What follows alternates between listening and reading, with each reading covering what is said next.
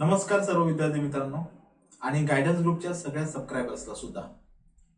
Guidance ग्रुपची मागच्या महिन्यामध्ये आणि त्याच्या आधीच्या महिन्यामध्ये ज्या बॅच लॉन्च केल्या होत्या MPSC साठीच्या नवीन बॅच, त्या बॅचला चांगला प्रतिसाद मिळाला, त्याबद्दल सगळ्यांचं धन्यवाद।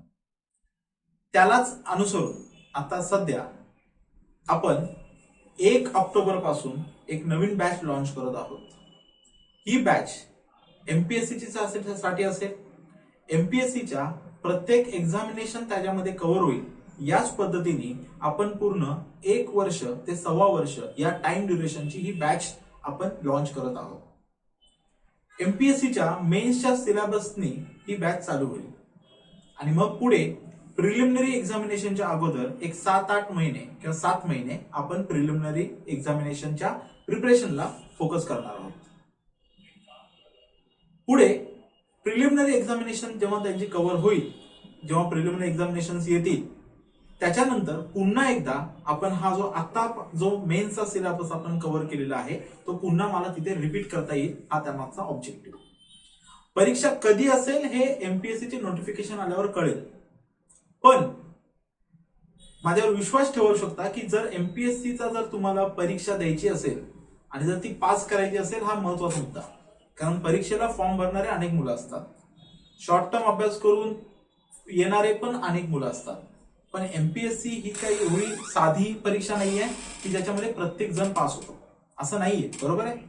सो ऑब्व्हियसली मेरिट बेस आहे, कॉम्पिटिटिव्ह एक्झामिनेशन आहे, तर त्याच्यामध्ये चॅलेंज आहेच।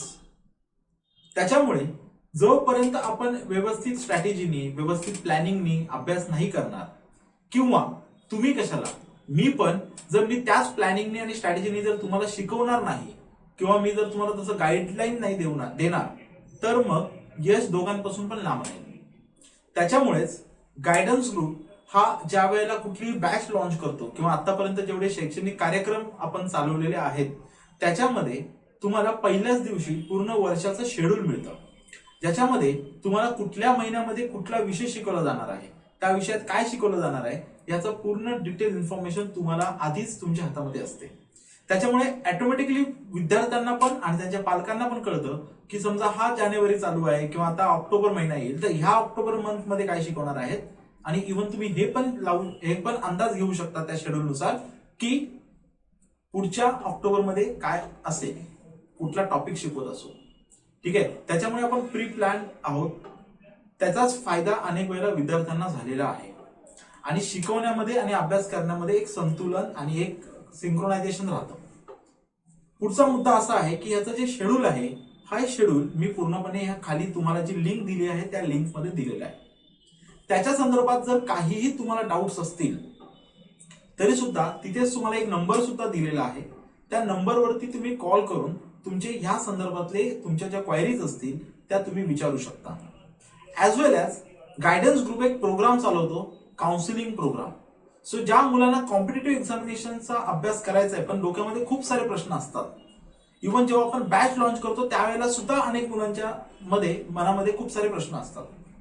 सो त्याच्यामुळे प्रत्येक मुलाची काउन्सिलिंग नंतरच त्याला आपण लेक्चर्स मध्ये ऍडमिशन देतो। सो प्रोसिजर अशी आहे आधी की हा व्हिडिओ बघितल्यानंतर तुम्हाला त्याच्या डिस्क्रिप्शन मध्ये गायडन्स ग्रुप बद्दल पूर्ण इन्फॉर्मेशन आहे, गायडन्स ग्रुपच्या जिथे जिथे सोर्सेस आहेत त्याबद्दल तुम्हाला या डिस्क्रिप्शन मध्ये पूर्ण इन्फॉर्मेशन मिळेल। या कोर्सच्या संदर्भामध्ये पूर्ण डिटेल इन्फॉर्मेशन सुद्धा या डिस्क्रिप्शन मध्ये मिळेल। याच्या व्यतिरिक्त जर काही पुढच्या गोष्टी आपल्याला माहिती करून घ्यायच्या असतील तर आपण काय करतो, तिथे जो नंबर दिलेला आहे त्याच्यावरती आपण कॉल करतो, तिथे तुमचं प्रॉपर काउन्सिलिंग सेशन होतं एक्झामिनेशनच्या आपलं लेक्चर चालू होण्याच्या अगोदर, की जर MPSC करायची आहे तर काय करणं गरजेचं आहे हे पहिल्याच दिवशी क्लिअर होतं, काय शिकवलं जाणार आहे हेही पहिल्या दिवशी क्लिअर होतं, स्ट्रॅटेजी कशी असणार आहे, प्लॅनिंग कशी असणार आहे हे पहिल्या दिवशी सांगितलं जातं, आणि मग मुलगा विचार करतो की हे मला जमणार आहे की नाही जमणार आहे। जर तुम्हाला हे जमणार तरच मग तुम्ही काय करता, डेमो लेक्चर्स मध्ये तुम्ही येता। डेमो लेक्चर्स मध्ये तुम्हाला एक साधारण जोपर्यंत एक अंदाज येत नाही तोपर्यंत एकदा डेमो लेक्चर्स आपण अटेंड केले की आपल्याला कळतं की हा मला करायचं तर होतं पण आता मला करावंसं वाटतंय का, किंवा मला हे आवडतंय का, किंवा हे मला जमणार आहे का, बरोबर आहे, आणि मी कॉम्पॅटिबिलिटी मॅच करतोय का। जर हे झालं की मगच पुढे ऍडमिशन प्रोसेस चालू होते। आणि एकदा का तुम्ही डन झालात की त्याच्यानंतर जो 1 वर्षाचा जो सिलेबस आहे आपला 1 ते 6 वर्षाचा, त्याच्या हातामध्ये राहता फक्त आपल्या अंमलबजावणी. काय शिकवायचंय, कसे शिकवायचंय, कुठून शिकवायचंय, त्यासाठी सोर्सेस का वापरायचे, या सगळ्या गोष्टी याच्यामध्ये आम्ही परफेक्ट आहोत.